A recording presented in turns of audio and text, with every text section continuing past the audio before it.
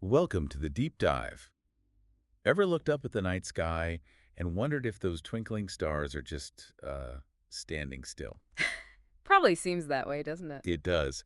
Well, today we're diving deep into how we actually measure their movement, specifically focusing on something called radial velocity. Yep, that's the one. We've got a fascinating stack of sources here, and our mission is pretty straightforward.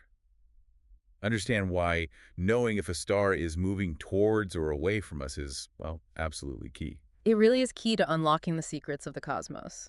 Think of it, we're about to add a whole new dimension to how you see the universe. That's right. Our eyes, they just see stars as these tiny points of light on a big sphere. Like they're painted on. Exactly. Yeah.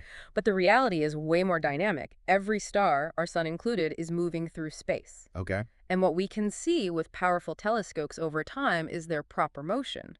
That's basically how they seem to shift position across the sky. Like watching a boat drift across a lake. Sort of, yeah. But that's only part of the story. To really get a star's full path and understand the big dance of our Milky Way galaxy, You need more. you absolutely need to know if they're also coming towards us or moving away. And that's exactly what radial velocity tells us. Oh, okay. It's like knowing not just where a car is on a map, but also its speed towards or away from you. Okay, so if proper motion is like seeing a plane fly across the horizon, Uh-huh. radial velocity is knowing if that plane is also flying towards you or away from you, or maybe climbing or descending relative to you. Precisely. It completes the picture, gives us the full 3D movement. And it sounds like this isn't just about tracking, individual lonely stars. Not at all. For Right. one star, yeah, knowing its full 3D velocity helps us trace its history, like where did it come from, what's pushed it around. Makes sense. But when you zoom out, look at whole groups of stars clusters, or the galaxy's spiral arms, radial velocities become, well, essential. How so? They let us map the overall flows within these big structures, figure out how the galaxy rotates. Wow. And even spot streams of stars that might be leftovers from, say, smaller galaxies are Milky Way 8 ages ago. Like cosmic archaeology. It's a bit like studying currents in this huge stellar ocean. That's a great way to put it, ocean currents of stars. Now, I also saw something about using these velocities for nearby fast stars and even finding hidden pairs of stars. Yes, that's another really cool application. For stars pretty close to us that are really booking it through space, Uh-huh. their path across the sky isn't always a perfectly straight line over time. Their proper motion can seem to curve slightly. Why is that? It's because of their motion towards or away from us, changing our viewing angle. It's called perspective acceleration. Okay, perspective acceleration. Got it. And you need really accurate radial velocity measurements to account for that little wobble when you're trying to nail down its exact position and path. Right, for super precise mapping. Exactly. And then there are binary systems or even systems with 3 or more stars. Where they're orbiting each other. Yep, gravitationally locked. As they orbit, their radial velocities shift back and forth, towards us, then away, in a regular rhythm. Ah, the Doppler effect. Precisely. By tracking those shifts, those changes in the light's pitch, we can detect these companion stars even if our telescopes can't see them as separate lights. So cool, like hearing a police siren change pitch to know it's moving. Exactly like that, even if you can't quite see the car yet. Cosmic detectives. Using sound. Oh, Well, light waves. yeah. But it's not just about the motion, is it? The sources mentioned that the light itself, the stuff you analyze for radial velocity, Oh, yeah. holds a ton of other information. Absolutely. When we take starlight and spread it out into a spectrum, all its different colors, Like a rainbow? kind of, yeah, but with specific dark or bright lines, it's like a barcode for that star. A cosmic barcode. I like And the instruments we use for radial velocity, they capture these detailed spectra, at least for the brighter stars. So what else can you get from this barcode? Well, fascinatingly, we can figure out basic things like the star's temperature and its surface gravity, how strong gravity is at its surface. Okay. And we can study the stuff between the stars, too, the interstellar medium. How does that work? We see how the starlight has been changed on its journey. It tells us about interstellar reddening, like how dust makes a sunset look redder. Ah, so the light gets filtered on the way here. Exactly. Think of the starlight as a package. It contains the star's speed, sure, but also clues about its age, its ingredients, and even the cosmic dust it flew through. So the spectrum tells you about the journey and the destination star. Huh. That's amazing. And you mentioned ingredients to me, like what elements it's made of. Precisely. For the brighter ones, we can spot the spectral fingerprints of specific elements in their atmospheres. Like what? Things like iron, calcium, magnesium, titanium, silicon. It's like reading the ingredients list on a cosmic recipe. Wow. Plus, we can even measure how fast the star is spinning on its own axis. Seriously, just from the light. Yep. All that comes from the same detailed spectral data we gather to get the radial velocity. This sounds like an astronomer's Swiss Army knife. Yeah. And the big player doing this seems to be the Gaia mission and its Radial Velocity Spectrometer, the RVS. Exactly. Gaia, run by the European Space Agency, is just revolutionizing our view of the Milky Way. It really is. Its main job is building this incredibly precise 3D map of our galaxy, and a vital tool for that is the RVS. Okay. It's designed specifically to get spectra for a huge number of stars, basically. Anything brighter than about magnitude 16 in its specific color range. Magnitude 16, that's pretty faint, isn't it? Much fainter than we can see with our eyes. Oh yes, much fainter. So Gaia's RVS can study this vast population of stars that were just too dim for this kind of large-scale spectroscopy before. And how does it work with Gaia's other parts? Well, it's cleverly integrated. It uses the same telescopes, shares the same focal plane detector area, even the same system for initially spotting objects. Efficient design. Very. Although, for deciding which of the fainter objects actually get observed by the RVS, it uses a quick brightness check from another Gaia instrument, the RP photometer. Little helper. Yeah, it happens right before the star's light enters the RVS field of view. It's like a quick decision made on the fly up there in space. A cosmic tag team. Okay, so how does this RVS actually do the spectroscopy? It's called an integral field spectrograph. What does that mean? Right, integral field. It basically means it can get a spectrum for not just a single point, but like a tiny patch of the image, multiple adjacent points at once. Okay. Think of it like having lots of mini spectrographs packed together. In Gaia's RVS, they achieve this with a special optical module placed in the light path from both telescopes. Before the light hits the detectors. Exactly, before the focal plane. This module has a blazed transmission grating plate. Sounds technical. It is, plus some lenses and a filter. The grating is the key bit. It acts like a super efficient prism, splitting the starlight into its different wavelengths to make a spectrum. And the filter. The filter makes sure only light in a very specific range, 845 to 872 nanometers, actually gets through to the detectors. And why that particular narrow slice of light seems very specific. It is, and for a very good reason. That range was picked mainly because it contains the calcium-2 infrared triplet. Calcium triplet. Check Okay, it. so why is that so special? Well, these are 3 strong, dark lines in a star's spectrum. And the crucial thing is they show up really well in a huge variety of stars.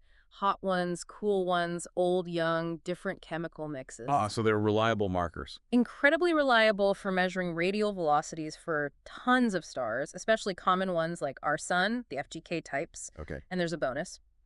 The strength of these calcium lines also tells us something about the star's metallicity. Which in astronomy means elements heavier than hydrogen and helium, right? You got it. So this triplet is like a double win, gives you speed and a clue about the basic chemistry. Hitting multiple targets with one observation.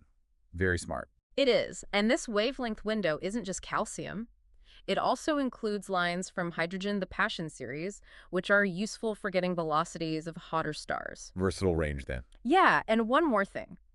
There's a noticeable smudge in there, a diffuse interstellar band, or DIB, at 862 nanometers. A DIB, what causes that?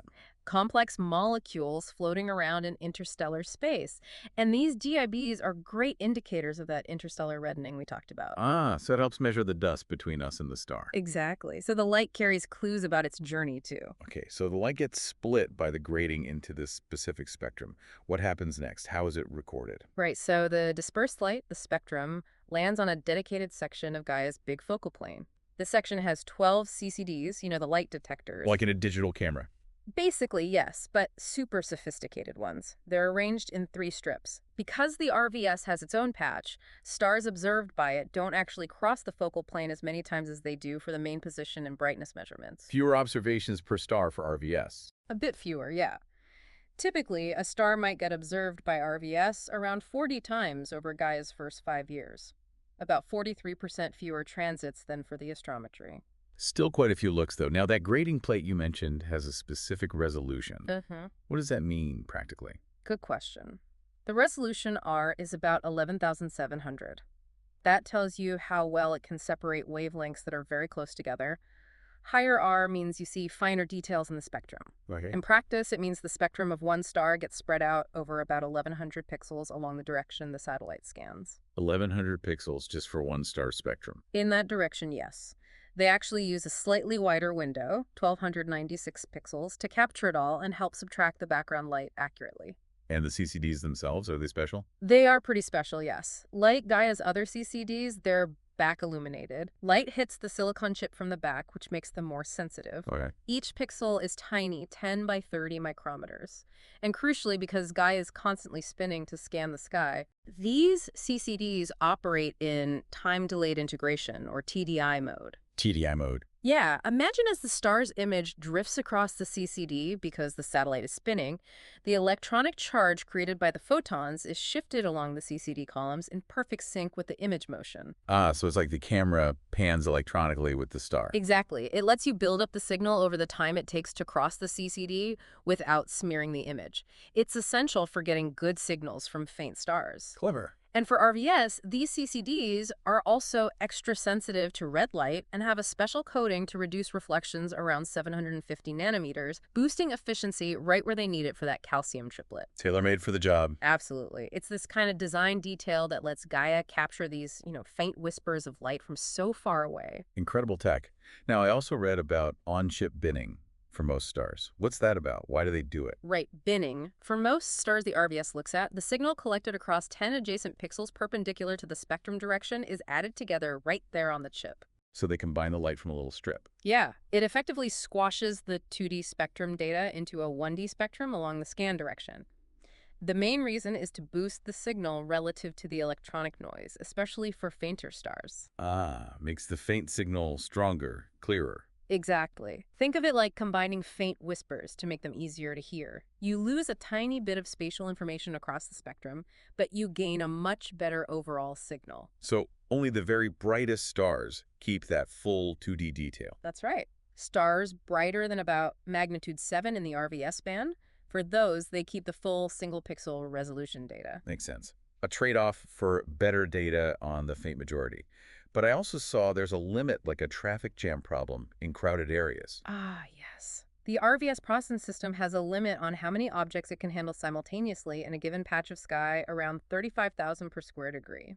That sounds like a lot. It is, but some parts of the sky, like towards the galactic center, are incredibly dense with stars. In those really packed regions, the system has to prioritize observing only the brightest stars within the RVS magnitude range. And the downside? The potential downside is that the data quality for the stars they do observe can be hurt by contamination light from nearby faint stars spilling into the spectrum or blending where spectra overlap. So even Gaia hits capacity limits in the stellar metropolis. You could say that even the best instruments have practical limitations. Okay, so once Gaia collects all this raw spectral data, it gets beamed back to Earth. What happens then? There's this ground processing pipeline. Oh, yeah, a huge effort. The raw data goes through this incredibly complex processing pipeline. It involves a ton of crucial steps. Like what? Well, precise calibration of the wavelength scale, making sure pixel number X corresponds exactly to wavelength Y. Yeah. Geometric corrections, figuring out precisely where the spectrum landed on the detector. Okay. They also have to deal with any stray light that might have snuck in and account for tiny imperfections in how the CCDs move the charge around, the CTI. Charge transfer inefficiency, right? Yeah, exactly. It's all documented in the big papers that came with Gaia data releases 2 and 3. It's a massive computational task to turn raw photons into science-ready data. Sounds incredibly involved. Yeah. And probably iterative, refining things as they go. Very much so. Calibrations and science processing often feed back into each other. So how do they actually pull the radial velocity number out from these calibrated spectra, especially for the millions of fainter stars? Right. For the faint majority, a single RVS observation usually isn't quite good enough for a really precise velocity. Not enough signal. Not enough signal to noise, yeah. So the pipeline cleverly stacks all the individual spectra collected for a given star over the mission duration. Adds them all up. Essentially, yes. Co-adding them to create a much higher quality mission average spectrum for that star. Okay, makes sense. Then what? Then they use a technique called cross correlation. They take the star's combined spectrum and compare it against a huge library of synthetic computer-generated template spectra. Templates of what stars would look like. Exactly. Templates representing stars with different temperatures, gravities, metallicities, and crucially, different radial velocities. Ah. They find the template that gives the best match to the observed spectrum. The velocity of that best fit template tells them the star's radial velocity because that determines the Doppler shift of the spectral lines. Clever matching game. It is. And as a bonus, the other parameters of that best fit template, its temperature, metallicity, etc., give you estimates for the star's astrophysical parameters. Two birds with one stone again. Pretty much. Now, for the brightest few million stars, they actually do keep the individual transit spectra separate. Why for those? Because for those, they can measure the radial velocity at each observation time, or epoch. This lets them track changes in velocity over time. Which you need for finding those binary stars orbiting each other. Precisely. And for studying other kinds of stellar variability. So most stars get one super precise average velocity, but the bright ones get a velocity time series. That's a really powerful capability. So what are some of the headline results from RVS so far, especially from, say, Gaia Data Release 3? DR3, which used the first 34 months of data, was just massive for RVS. It delivered radial velocities for over 33 million stars. 33 million. Wow. Yeah, it's staggering. And along with that, RVS brightness for over 32 million, rotational velocities for over 3.5 million. Rotational velocities, too. Amazing. Nearly a million averaged RVS spectra released for anyone to study identified almost 1,900 variable stars based on their changing radial velocity. Okay. Plus those astrophysical parameters for over 5.5 million stars, chemical abundances for over 2.5 million, and those DIB measurements for nearly 500,000 sources. The scale is just mind-blowing. It completely dwarfs previous surveys, doesn't it? Oh, absolutely. By orders of magnitude for this kind of all-sky coverage and depth. And didn't they release like a first example spectrum? They did, yeah. They showed the RVS spectrum of a star called HIP 86564. It's a K5 type star, fairly bright at magnitude 6.7. And this was just from a single, quick 4.4 second RVS exposure. And what did it show? They compared it to a much higher resolution spectrum taken from a big ground-based spectrograph, Narval. And even in the Gaia RVS spectrum, you could clearly see the signature of that calcium the second triplet, plus other lines from iron and titanium.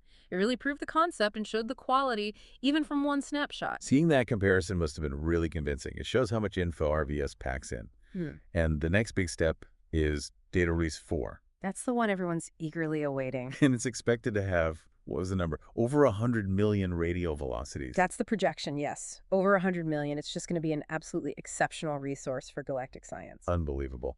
Well, this has really been a fascinating deep dive into Gaia's RVS and the science it enables. It's just incredible to think about all the information packed into that faint starlight. It truly is. When you look up at the sky, remember, those stars aren't just sitting there. They're all moving, every single one on its own path.